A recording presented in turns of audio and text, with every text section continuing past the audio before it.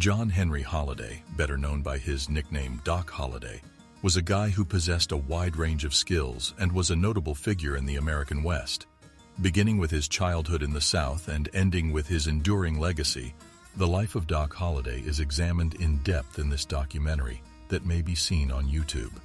This video sheds light on the man behind the mythology by examining his relationships, achievements, and eventual reputation.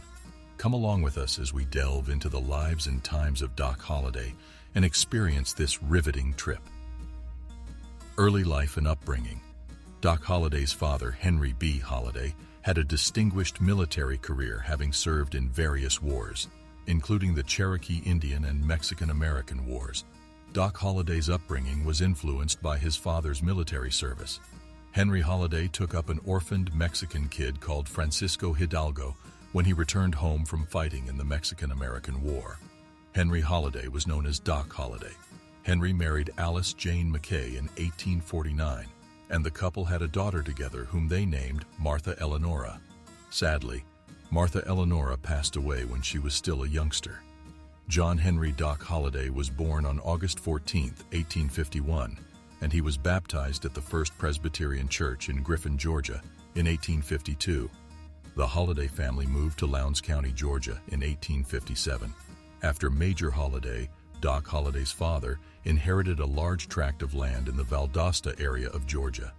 John Henry obtained a well-rounded education at the Valdosta Institute, which included instruction in Greek, Latin, and French, among other languages. The pivotal roles that Major Holliday played in the city, including serving as mayor and holding other prestigious offices, provided the groundwork for the experiences that would go on to influence Doc Holliday's life.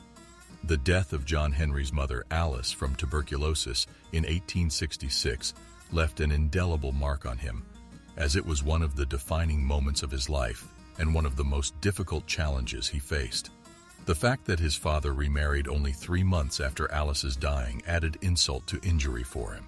In spite of these challenges, Doc Holliday's schooling and upbringing in Valdosta served to better prepare him for the exciting and challenging times that were still to come. In the year 1870, Doc Holliday decided to further his education by enrolling in a college in Philadelphia, Pennsylvania. After completing his studies there, he moved to Atlanta, Georgia, to begin working as a dentist. This was the time period in which his first recorded firefight took place. It took place in January of 1875.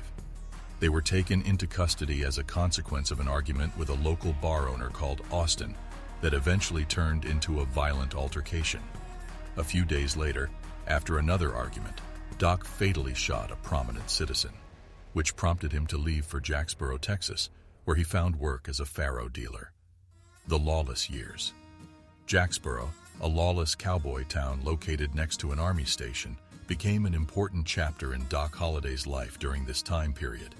He practiced his shooting abilities by taking part in 3 additional gunfights in rapid succession, armed with the firearms and knife he had brought with him.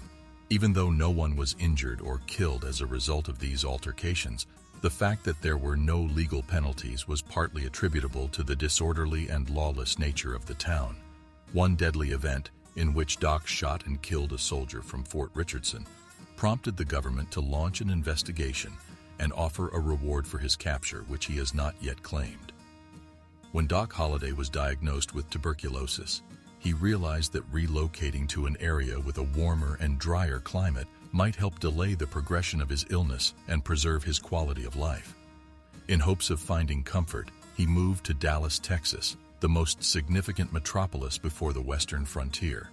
In Dallas, he collaborated with a dentist named Dr. John A. Seeger, and the two of them became well known for their dental work. However, as Doc Holliday's health continued to decline, he became increasingly dependent on gambling as his primary source of money. On May 12, 1874, Doc Holliday and 12 other individuals were indicted in Dallas for engaging in illicit gambling. This event marked a key turning point in the story, a destined encounter. After a long voyage, Doc Holliday arrived at Fort Griffin, Texas, where he secured a job working as a card dealer at John Shanzy's Tavern. Here, he would have a fateful encounter. Here is where he met Mary Catherine Bignose Kate Horany, a tough and self-reliant lady who occasionally worked as a prostitute. He referred to her as Big Nose Kate. In spite of Kate's unique way of living, she and Doc built a profound emotional connection, and it is believed that she is the only woman who has ever held Doc's heart. The friendship with Wyatt Earp. In the year 1878, Wyatt Earp and Doc Holliday's paths intersected in Dodge City, Kansas. This was the beginning of their friendship. Wyatt had exiled 2 cowboys from Wichita, and chaos occurred when they and other individuals rode into Dodge City.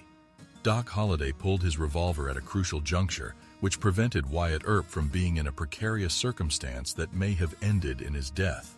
Wyatt Earp always said that Doc Holliday was the one who kept him alive, despite the fact that the specifics of this confrontation have been lost to history due to the paucity of media coverage that occurred at the time.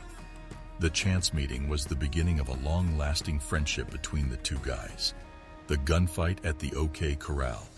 The gunfight at the OK Corral in Tombstone, Arizona, is one of the most famous occurrences that is associated with Doc Holliday. Tombstone's Vice Marshal and Sheriff, Virgil Earp, received information that armed cowboys were breaking a city ordinance and disobeying orders to arrest them. An altercation took place in a lane off Fremont Street on October 26, 1881, and as a result, 3 people lost their lives: Billy Clanton, Frank McLaury, and Tom McLaury. Additionally, Virgil and Morgan Earp were injured in the altercation.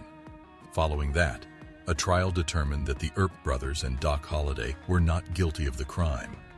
Before leaving Tombstone, Doc and Wyatt eliminated a number of lawbreakers as part of their quest for vengeance for the death of Morgan Earp.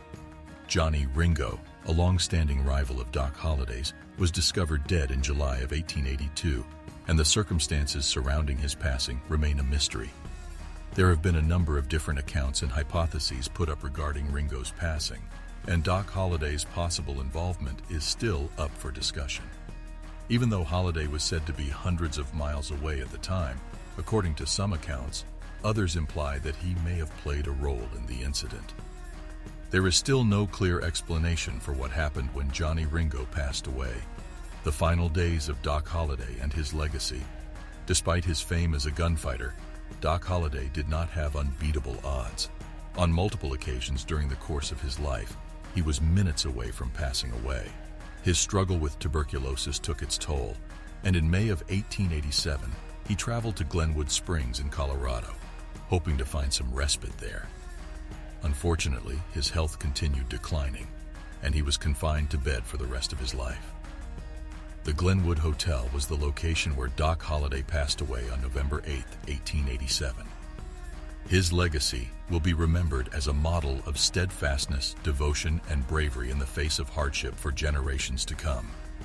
In conclusion, the life and mystique of Doc Holliday continue to captivate audiences and serve as the impetus for a great number of stories, films, and novels. In spite of the difficulties he encountered and the more negative aspects of his reputation, his life serves as a reminder to us that there is always a reason for optimism, even in the most trying of circumstances. The journey that Doc Holliday took from being a good dentist to being an infamous gunslinger exemplifies the attitude of overcoming adversity and striving to achieve one's greatest potential. The enduring force of human determination is demonstrated by his legacy, which stands as a tribute to that power. That's all for today. Let us know your thoughts in the comments below. And don't forget to like, share, and subscribe to our channel for more videos. See you next time.